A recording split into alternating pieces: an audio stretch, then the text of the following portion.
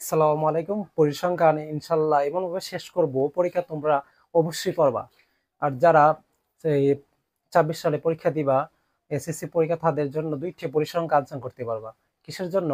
প্রত্যেক বিভাগ থেকে একটা একটা করে আনসার করে অতিরিক্ত একটা আনসার করা যায়। সেই হিসাবে 8টি প্রশ্ন থেকে 8টির মধ্যে 5টি আনসার করতে হয়। হিসেবে প্রত্যেকটা 4টি বিভাগের মধ্যে একটি একটি করে আনসার করা হয় 4টা। এর পরিসংখ্যান থেকে তোমরা কি করবা? 2টা আনসার করবা। আমি সেই হিসাবে তোমাদের আমি প্রত্যেকটা ক্লাস আলাদা আলাদা করে দিয়ে দিব ইনশাল্লাহ। সিস্টেম শিখাবো। সিস্টেম শিখালে অঙ্কের ইনশাল্লাহ বাকি অঙ্কগুলো কি খুব সহজে সমাধান করতে পারবা।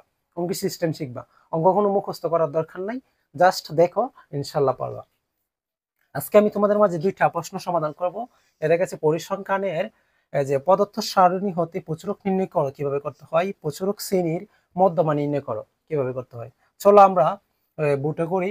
দেওয়া আছে কি শ্রেণী ব্যক্তি গণসংখ্যা। আচ্ছা, প্রচুরক, এই যে আমরা 1 নম্বর সমাধান করব ইনশাল্লাহ। দেখো সহজ করে লিখতে পারি। এই যে প্রচুরক,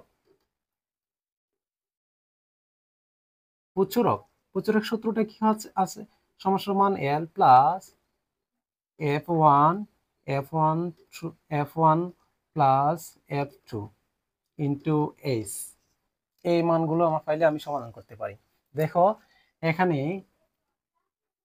এখানে আমি লিখি এল সমান বা করব f1 বা করব, দেন f2 বা করব, দেন এইচ বা করব। এই মানগুলো ফাইলে আমরা প্রচুর সহজে সমাধান করতে পারবো। দেখো, এখানে গণসংখ্যা সবচেয়ে বেশি কোথায় কোথায় আছে? এই কোঠার মধ্যে আছে। জনসংখ্যা সবচেয়ে বেশি আছে মানে কি মধ্যমা আছে, তাহলে মধ্যমা এটা প্রচুর শ্রেণী বলা যায়। দেখে মধ্যমা অবশ্যই কি এই যে গণসংখ্যা সবচেয়ে বেশি থাকে সেই অনুযায়ী আমরা শ্রেণীবৃত্তির দিকে আগাবো। এসে আমরা এল এর মান হচ্ছে নিম্ন সীমা আর এটা হচ্ছে উচ্চ সীমা, তাহলে আমরা নিম্ন সীমা কি নিব? এল। এটার মানটা নিব কি? এল। তাহলে আমরা এল নিই। এল আসছে কত? 60। দেন এফ। এফ এর মানটা আমরা কোনটা নিব? এফ প্রথম হইছে কি? এফ। এই মানটা হইছে আমরা কি এফ থেকে যাইব। এফ হইছে এর পরবর্তী থেকে কি করতে হবে? বিয়োগ দিতে হবে। আর পরবর্তী কি করতে হবে? বিয়োগ করতে হবে। তাহলে আমরা সবসময় অলওয়েজ মনে রাখবো কি 15 লিখবো। যে সংখ্যা এখানে আছে কত? 15। এখানে কি আছে? 15 সবচেয়ে বেশি আছে না, এটা 15 লিখবো। আমার কথা হচ্ছে কি f1 মানে আগে, f2 মানে পরে। তাহলে আমরা বিয়োগ করতে গেলে আমরা কি করবো? f1 আগের থেকে বিয়োগ দিব। এই যে 11 বিয়োগ, এই যে আবার 15 আমি ঠিক রাখিয়া আমি নিচেরটা বিয়োগ দিব, মানে 2 তো নিচে। তাহলে আমরা 13 বিয়োগ দিব। 11 তে আসলে এখানে কত আসে আমার? 4, 13, 14, 15, 2। এইচ। এইচ মানে পার্থক্য। এখানে পার্থক্য কত বোঝাচ্ছে? 45 থেকে 49। এখানে পার্থক্য মনে হচ্ছে কি এখানে পার্থক্য মনে হচ্ছে কি যে 4, কিন্তু আসলে কিন্তু না। তা হিসাবে আসবে কি 5।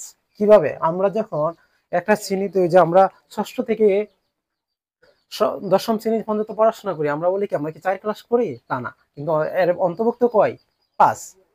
এই যে ষষ্ঠ থেকে হিসাব করো, দেখবা কি 10 পর্যন্ত আসে কত? 4। কিন্তু কি বাস্তবে কি 4 নাকি আমরা 5? এই বলতে হয় শ্রেণীবৃত্তির মধ্যে থাকবে কি তোমার সবসময় অলওয়েজ এই যে 5 ব্যবধান। 4 হলে কি 5, কারণ কি 45 থেকে ধরতে হবে। সেই হিসাবটা এর জন্য 49 মধ্যে যাবে কত? 5। তাহলে আমি পার্থক্যটা আসছে কত? 5। তাহলে আমি যখন আমরা এই মানগুলো পেয়েছি তখন আমরা দেন এখানে মান বসাই দেই, তো হয়ে যাবে অঙ্ক। এই যে এল এর মান আসছে কত? 60। এখন ক্যালকুলেশন করব। এই যে এফ ওয়ান আসছে আমার 4। এই যে এফ ওয়ান আমি এখানে 4 যোগ আছে, যোগ বসাবো, যোগ দিলাম। এফ টু আছে 2 ইন্টু এইচ আসে 5। এই যে 60, এখানে আমি গুণ করে দিই। 4 5 20, 4 এর 2 কত? 6। এখানে আমি 60 ঠিক লাগবো, যুগ এটা ভাগ করলে আসে কত? 318। আমরা যদি মনে করি 20 6 তো যায় না, 318, 3 আমরা মাস্ট আসবে কত? 3। 3 এর উপরে, তাহলে এটা আসে কত? আমি 3 আগে পূরণ করতে পারি, আর 3 আর 3.3 আসে। হিসাব করলে এইভাবে দেখো 318, কিন্তু 3 তো থাকবো, তাইলে বোঝা যাচ্ছে কেমন অঙ্কটা হচ্ছে। এই যে 60 এর সাথে আমি 3 যোগ করলে কত আসে? 63। এই যে 63 বসাইলাম, 63 আর পয়েন্ট কত আছে? 3। এই তো আমার আনসার হয়ে গেল। এই তো আনসার। আচ্ছা, আমি আবার বুঝাই দেই। এখানে এল, এফ1, এফ2 মান কিভাবে ধরবো?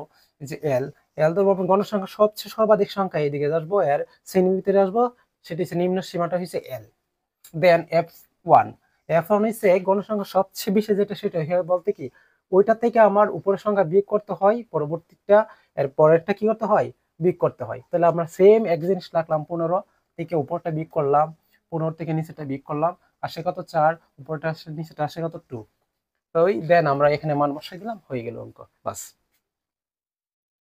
এটা আমি মুছে দেই, করবো দুই আলোচনা করতে গেলাম, দুইটা লিখি, দেখতে পারি প্রদত্ত সারণী, প্রদত্ত সারণীর এই সর্বাধিক সর্বাধিক কত আছে 15, 15, অর্থাৎ যা কি আছে কত 60 থেকে 74, এটা শ্রেণী, আমি এখানে লিখে শ্রেণী, শ্রেণী। তাহলে বলতে প্রচুর, অর্থাৎ অর্থাৎ টি হলো প্রচুরক শ্রেণী। এখানে আমার হলো প্রচুরক শ্রেণী, তাহলে প্রচুরক শ্রেণী আমার কি বলছে, মধ্যমান নির্ণয় করা। তাহলে আমরা প্রচুরক শ্রেণী মধ্যমান নির্ণয় করতে পারি খুব সহজে, দেখো এই যে প্রচুরক, প্রচুরক শ্রেণীর মধ্যমান, মধ্যমান প্রচুরক শ্রেণীর মধ্যমান কিভাবে হবে, তাহলে আমরা এটার মধ্যমান বিচার বার করতে পারি। আমরা দুইটা যোগ করে, দুইটা ভাগ করে দিলে সংখ্যাটা বাড়িয়ে দিতে পারি। লিখি এই যে 60 যোগ 74 ভাগ 2, আমরা যোগ করি 60 এর যত যোগ করলে আসে কত, 60 এর 60 আমরা জানি 120, আর 4 যোগ করো তাহলে আসে কত 24, 100, 124, দুইটা ভাগ করলে আসে কত, যদি 120 ভাগ করা হয় 60, তাহলে আর আছে কত, 2 2 করা যায় কত 62, এই যেটা আমার আনসার।